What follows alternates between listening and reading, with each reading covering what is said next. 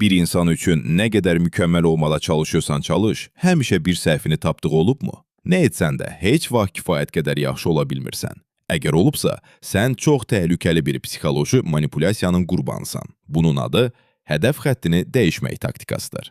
Sistem çox sadə və qəddar işləyir. Dostun, rəhbərin və ya sevgilin sənin qarşına bir şərt qoyur. Məsələn, bu işi həll et, hər şey əla olacaq və ya bu vərdişini dəyiş, sənə tam güvənəcəyəm. Sən günlərlə, aylarla əziyyət çəkirsən, onun istədiyini edirsən və nəhayət hədəfə çatıbsan. Sevinirsən ki, artıq hər şey yaxşı olacaq, amma tam həmin anda o qaydalar dəyişir. Sənə, bəli, bunu etdin, amma gərək filan şey də edəsən deyir. Hədəf xətti sən ona yaxınlaşdıqca biraz da uzağa çəkilir. Qaydalar daim dəyişir. Sən isə elə zənn edirsən ki, problem səndədir. Daha çox çalışırsan, daha çox fədakarlıq edirsən. Nəticə, sən tükənirsən. Onun isə sənin üzərindəki nəzarəti və gücü mütləqləşir. Çünki o, sənin onun rəğbətini qazanmaq üçün hər şeyə hazır olduğunu bilir.